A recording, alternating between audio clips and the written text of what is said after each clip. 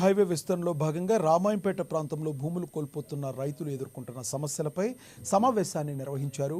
మెదక్ శాసనసభ్యులు మైనంపల్లి రోహిత్, జిల్లా collector Rahul రాజ్తో Medak parliament సభ్యులు మాధవనేని రఘునందన్ రావు ప్రత్యేకంగా సమావేశాన్ని నిర్వహించారు. వారి సమస్యలను గమనించి పరిష్కారానికి కృషి చేస్తానని హామీ ఇచ్చారు. భూముల నష్టపరిహారం చెల్లింపు, పునరావాసం వంటి అంశాలపై సమగ్ర చర్చలు నిర్వహిస్తామని తెలిపారు. రైతుల కోరికలతో పాటు హైవే విస్తరణ పనులకు ఆటంకం కలగకుండా సమస్యలను సత్వర పరిష్కారం చేసేందుకు తగిన చర్యలు తీసుకుంటానని ప్రకటించారు. ఈ అంశంపై సంబంధిత అధికారులతో మరో సమావేశం ఏర్పాటు చేసి రైతుల అభ్యంతరాలు పూర్తిగా పరిష్కరించేలా చర్యలు చేపడతానని ఎంపీ హామీ ఇచ్చారు.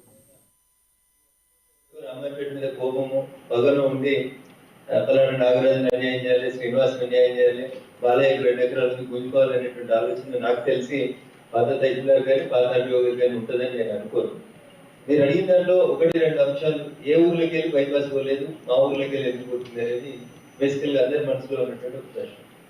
మిగతా ఊర్లకి రామాయంపేటకి మధ్యలో వచ్చినటువంటి స్పష్టమైన తేడా, నేను మీ దగ్గరకు వచ్చి మీ దగ్గరకు దరఖాస్తు తీసుకున్న తర్వాత నేషనల్ హైవే ఎస్సీ గారు, ఏఈ గారు, డిఈ గారు వీరందరితో కలిసి రామాయంపేటలో 3 సార్లు తిరిగిన మిమ్మల్ని అడుగుతుంది. తిరిగి అప్పుడు చెప్తే ఇప్పుడు మీరు అందరూ అంటున్నారు కదా, మా ఊరు 110 ఫీట్లు ఉంది రోడ్డు, 110 ఫీట్లు మేము ఎంతకు జరుగుతామని. 110 ఫీట్లు ఎంతకు జరిగితే జరిగే నష్టం ఎంత అవుతుంది, లేకపోతే చెరువు కట్ట నుంచి ఆ పెట్రోల్ బంక్ దాకా పోతే పోయేటువంటి దళిత సోదరుల ఇల్లు ఎన్ని పోతాయి, ఇవన్నీ క్యాలిక్యులేట్ చేయడం జరిగింది. డోర్ నెంబర్తో సహా ఎవరి ఇల్లు ఎంత పోతుంది, ఎంత నష్టం జరుగుతుంది అనే దానికంటే ఎక్కువ బేసికల్గా రెండే మీకు ఉన్నటువంటి